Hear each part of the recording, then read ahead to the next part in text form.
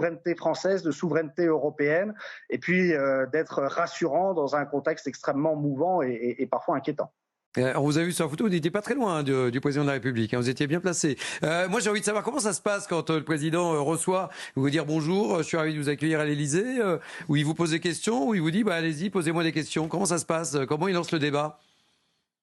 Eh ben, ça ressemble justement au grand débat. On avait eu à Autun et à Étang-sur-Arroux le grand débat pendant les Gilets jaunes, c'est-à-dire une très grande capacité d'écoute, une très grande connaissance des dossiers. On a chacun pu parler, ça a duré quasiment 3 heures, hein, donc chacun a pu exposer l'ensemble des points qu'il avait et l'ensemble des maires se sont exprimés. Une très très grande qualité d'écoute lorsqu'il rencontrait les citoyens dans ces formats un peu marathon, et puis une hauteur de vue extrêmement importante.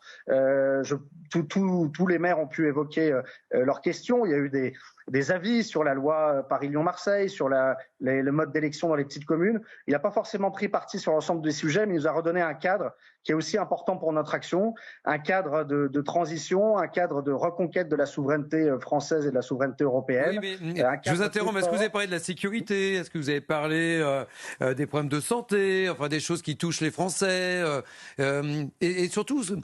Comment ça s'est passé? C'est ça que je voulais savoir. Est-ce qu'il y avait un ordre du jour très précis, avec des thématiques très précises, ou est-ce que c'est vous qui avez interpellé en disant, par exemple, moi, Vincent Chauvet, dans ma commune, j'ai un problème de sécurité ou j'ai un problème sur tel ou tel sujet? Comment ça se passe? C'est ça que je voudrais savoir, pour que les téléspectateurs qui n'ont pas eu la chance d'être conviés, et peut-être que Jean-Paul Jandon, qui nous écoute, nous dira aussi, est-ce que, évidemment, vous avez pu faire remonter les choses en disant, vous savez, Monsieur le Président, vous n'êtes pas populaire parce que, voilà, je ne sais pas, est-ce que vous avez cette liberté de ton?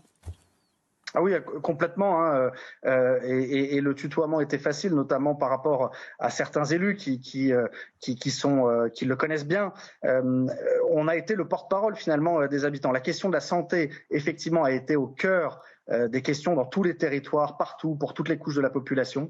C'est vraiment une forte inquiétude, avec des opinions différentes d'ailleurs sur comment la résoudre. La question de la crise du logement, qui est très diverse, et je reprendrai une expression du président de la République, il n'y a pas de sucre rapide par rapport à la crise du logement. Et la crise du logement, dans certains endroits, c'est que les gens ne peuvent pas se loger, et dans d'autres endroits, comme à Autun, où on a des logements vacants, on est en zone détendue.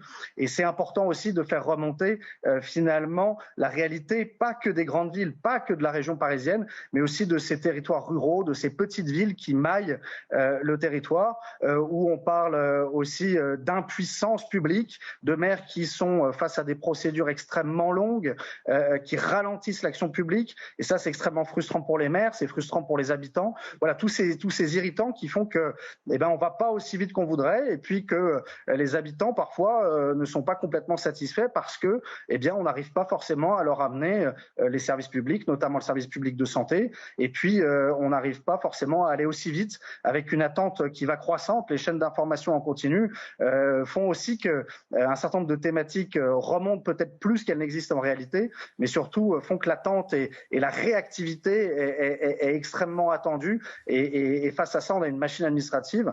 On a parlé du couple maire-préfet, hein, mais parfois qui est très lourde. Donc la simplification, c'est pas qu'au niveau national. Okay. On le demande aussi beaucoup, et ça, c'était une unanimité des maires. Alors, je voudrais interroger Jean-Paul Jourdan, parce que lui, il n'a pas eu la chance d'être convié à l'Élysée. Hein, il a fait cette, entre guillemets, ce déjeuner, mais par visio, c'était au moment du Covid. Racontez-moi comment ça se passe. Exactement, c'était au moment de la Covid où on a été invité... je crois que, pour être clair, toutes tendances confondues, et le vrai sujet à l'époque, c'est comment les maires géraient le Covid, la crise du Covid, et quelles étaient les solutions qui étaient apportées. Moi, je sais que j'avais à l'époque soutenu le fait qu'il ne fallait surtout pas fermer les écoles.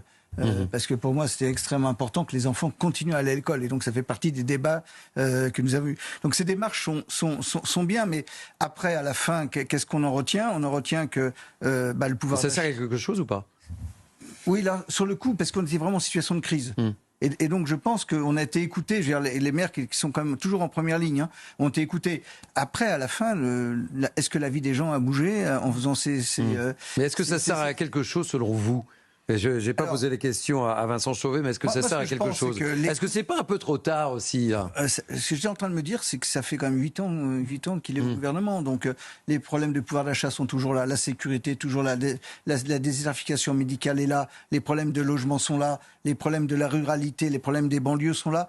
Je veux dire, c'est ça la réalité. Ce que me disent moi aujourd'hui mes concitoyens quand je me balade, et je me balade très souvent dans la rue, c'est qu'ils me parlent de leur quotidien. Et aujourd'hui, moi j'ai le sentiment quand même que ce quotidien n'a pas été, je dirais, les réponses au quotidien n'ont pas été apportées par ce gouvernement ou par les gouvernements successifs. Deux questions, une sérieuse, une moins sérieuse. Vincent Chauvet, juste en deux mots, parce qu'on arrive au terme.